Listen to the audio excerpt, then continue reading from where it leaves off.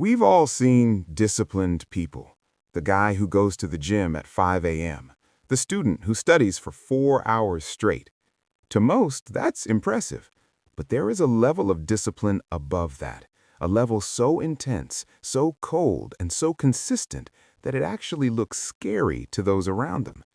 It's the person who can sit in a room full of their favorite temptations and not even notice they are there.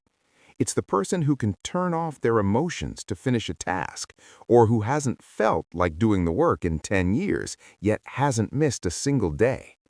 Most people think discipline is about willpower. They are wrong. Willpower is a battery that runs out. True high-level discipline is a psychological rewiring. Today, we're going to look at the 4 levels of discipline, the dark side of self-control, and the scary psychology behind the people who never break. Level 1 is where most people fail: sensory deprivation. The scariest people don't have more motivation, they have fewer distractions. They understand that the human brain is a dopamine-seeking machine. If you give it a phone, a snack, and a comfy chair, it will choose those over work 100% of the time. Disciplined elites treat their focus like a holy sanctuary. They don't try not to check their phone. The phone isn't in the building. They don't resist junk food. They don't buy it. The science? This is called stimulus control. By removing the choice, they remove the struggle.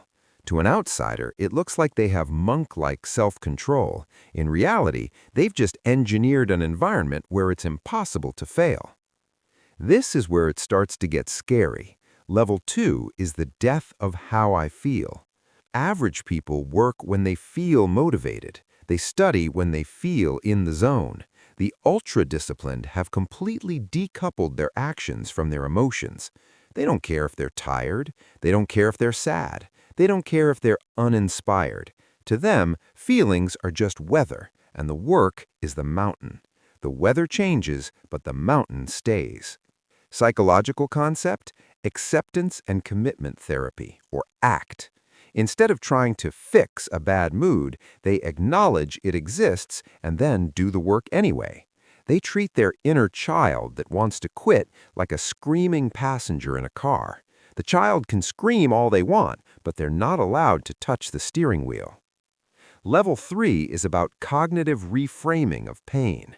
To the average person, discomfort is a signal to stop.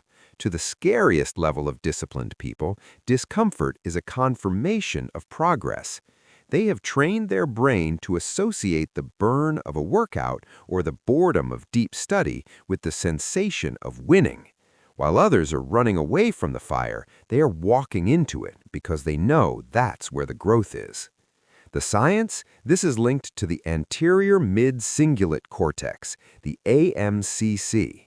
Research shows that when you do something you don't want to do, this part of the brain actually grows. Disciplined people are literally building a bigger brain by seeking out the tasks they hate the most. This is the highest, scariest level. This is when discipline moves from something you do to who you are. At this level, there is no temptation anymore. If you offer a smoker a cigarette and they say, "I'm trying to quit," they are still a smoker struggling with discipline. If they say, "I'm not a smoker," the struggle is over. The scariest disciplined people have built an identity where their habits are non-negotiable. They don't choose to wake up at 4 a.m. They are the type of person who is awake at 4 a.m. Breaking their routine would be like breaking their own character. It's not an act of will, it's an act of being. Action step: stop saying, "I'm trying to study more." Start saying, "I am a student who prioritizes deep work." Your brain will work much harder to protect an identity than it will to follow a rule. We have to be honest, there is a dark side to this.